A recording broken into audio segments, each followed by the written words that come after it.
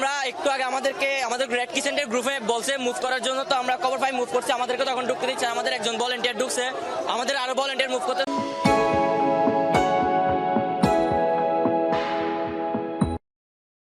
চট্টগ্রামের কর্ণফুলী ইপিজেডে আজ সকালে ঘটে গেল এক ভয়াবহ অগ্নিকাণ্ড। ভয়াবহ আগুনে মুহূর্তেই ছড়িয়ে পড়ে আতঙ্ক। চারদিকে ধোঁয়া, আতঙ্কিত শ্রমিকদের চিৎকার আর ফায়ার সার্ভিসের লড়াই। কিভাবে এই আগুন লাগল, কী পরিমাণ ক্ষয়ক্ষতি হয়েছে, আসুন জেনে নেই এই ভয়ানক ঘটনার বিস্তারিত। জি, আমরা একটু আগে আমাদের গ্রেড কিচেনের গ্রুপে বলছে মুভ করার জন্য, তো আমরা খবর পাই মুভ করছে, আমাদেরকে তখন ঢুকতে দিচ্ছে। আমাদের একজন ভলান্টিয়ার ঢুকছে, আমাদের আরো ভলান্টিয়ার মুভ করতেছে। আমরা ফায়ার সার্ভিসের সাথে হেল্প করবো, আগুন নিভাবো। আমরা একটু আগেই জানতে পারছি আর কি। আপনাদের কেমন সদস্য এসেছে, আপনারা কি কাজটা করবেন মূলত ভিতরে? আমরা হচ্ছে যে সব সময় যে কোনো দুর্যোগে ফায়ার সার্ভিসের সাথে সহযোগিতা করে আগুন দিবানোর ক্ষেত্রে আর কি। তখন আমাদেরকে যদি ঢুকতে না দেয়, কিছু তো করার নেই। একটু সাধারণ মানুষের সাথে একটু কথা বলার চেষ্টা করব। আগুনটা আসলে কখন লেগেছে বা ভিতরে কি অবস্থা আপনারা জানেন? আমি তিনটার সময় দেখছি আগুন লাগছে। আমি 3টার পরে আসে দেখি এখন গেটে ঢুকা দিচ্ছে না, আমরা বলতে পারি না ওটা। আগুন নিমন্ত্রণ হয়ে গেছে এবং লিভে গেছে হালকা হালকা। জানো, আমি ভিতরে ঢুকছিলাম ভাই, তাই জন্য আমি দেখছি ভিতরে কি অবস্থা, যেহেতু তুমি ঢুকেছো। ভিতরে অনেক ধোঁয়া ছিল, ধোঁয়াগুলো এখন লিভে গেছে, আগুনও লিভে গেছে ভিতরে আগে ফায়ার সার্ভিস ঢুকে নাই। প্রথমে আমরা ঢুকছি, ঢুকার পরে ফায়ার সার্ভিসে এক গাড়ি পানি নিচ্ছে, পানি হয় না, ড্রেনের থেকে পানি মারছে ফয় দিয়ে।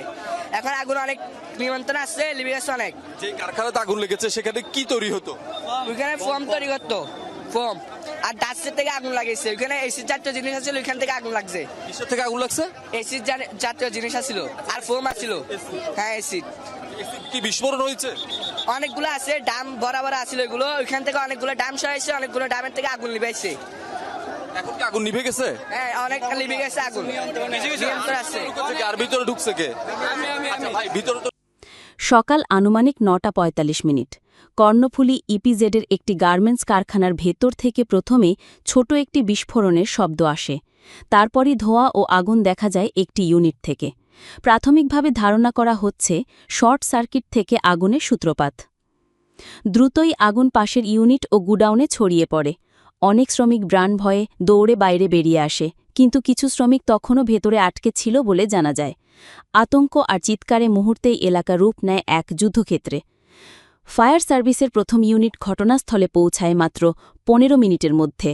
তারপর একে আরও 8টি ইউনিট যোগ দেয়। আগুন নেভাতে ব্যবহার করা হয় হাই প্রেশার পানি, ফোম ও আধুনিক যন্ত্রপাতি। ফায়ার সার্ভিসের মুখপত্র জানান, অত্যন্ত দ্রুতগতিতে আগুন ছড়ানোয় আমাদের চ্যালেঞ্জ অনেক বেশি ছিল। এই ঘটনায় এখন পর্যন্ত জানা গেছে অন্তত 12 জন আহত হয়েছেন, যাদের মধ্যে 2 জনের অবস্থা আশঙ্কাজনক। ফ্যাক্টরির একটি বড় অংশ পুড়ে ছাই হয়ে গেছে।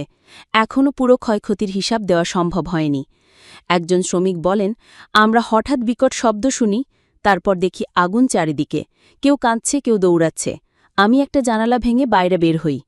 এই ধরনের ঘটনা যে কতটা ভয়ানক হতে পারে তা শুধুই প্রত্যক্ষদর্শীরাই জানেন।